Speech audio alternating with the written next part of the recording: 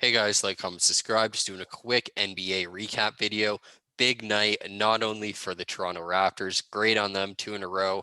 Specifically, though, one individual standing out, having a career game, a franchise best game, 54 points. Fred VanVleet, can't not talk about it. I mean, everywhere this guy was amazing, so efficient from the floor. What was it, 17 for 23?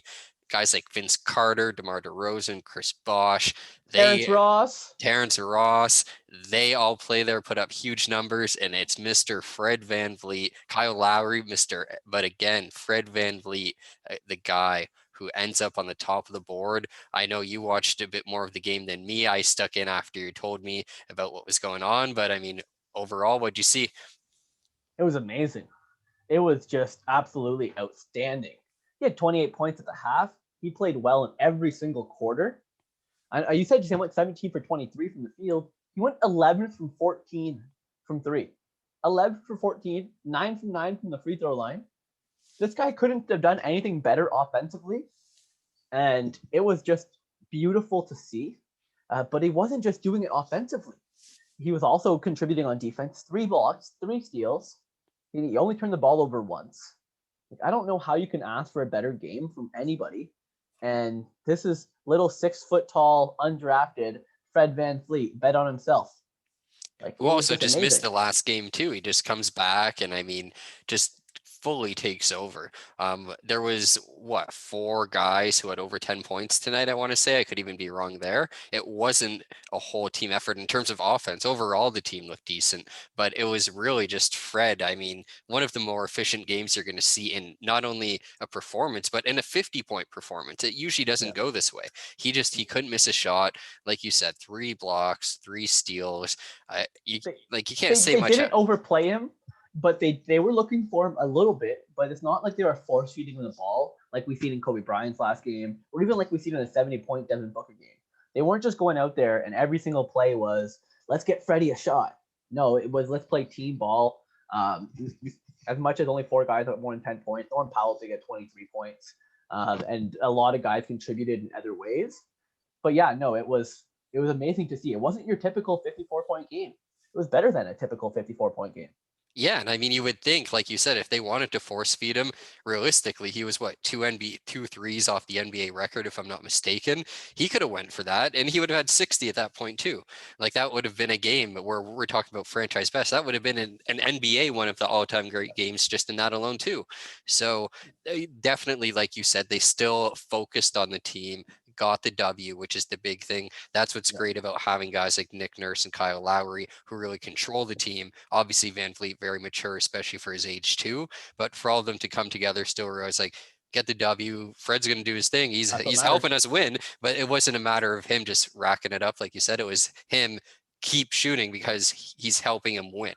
So Yeah, it wasn't your typical hot hand fallacy. If you're not aware of the hot hand fallacy, essentially it's a basketball term where it would go that you feed the hot hand, but in reality, statistically, the hot hand doesn't usually work out.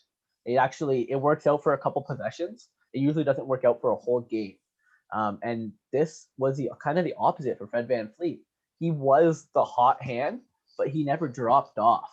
Like I was looking at it at one point when it was going into the fourth quarter, with about a minute into the fourth quarter. Fred VanVleet had played 31 minutes at that point and had 46 points on 17 shots.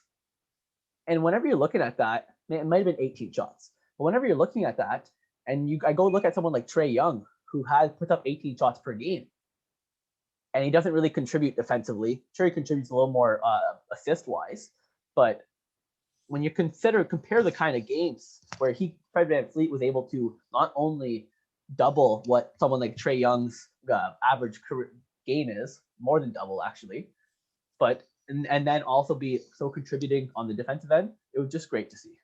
yeah, definitely. Then, like I said at the beginning, too, obviously 2 straight W's over the Orlando Magic for them. So they're close to that 500 mark. They have to obviously get there to be considered a playoff team. their next game, I remember looking at it before. I can't remember off the top of my head. The Hawks, ironically, like you said, Trae Young. So if they could beat a team like that again, that's what they need to start doing, right? So if they could again have big contributions from guys like Powell, had the hot hand. Siakam's been kind of an all-around guy. Lowry, VanVleet have decent games. They could come together, be a playoff team again, but I You still never want to know. see a big W from them, not just against an injured team. So the next game is actually against Brooklyn Nets. Oh, my So apologies. it's Brooklyn Nets and then the Atlanta game, and then they go off against a couple of the lower ranked teams. But so they're going to be playing Brooklyn next game. That's a much bigger test. They also didn't have OG in the game today as well, and OG, I know that he's been hurt, lost a little bit, but he's actually leading the league in steals. Fred VanVleet is actually 7th in the league in steals. Like this team, if they're on defensively and at least one or two guys get hot, it's going to be a dangerous team, especially sneaking into that 8th or 7th seed. Definitely going to cause problems come playoff time, as long as they can keep riding it. But yeah, like you said, they have to go against and do this against a better of a team. They have to go against Brooklyn and Atlanta in the next 2 games. At the very least, split them and make them both very competitive until the very end. And then I'm going to have a little more faith in their season. Yeah, but we'll see how that goes. But let us know what you guys thought of the big game for Fred VanVleet. Hit the Huge. like button, subscribe, and we'll see you soon with some more content.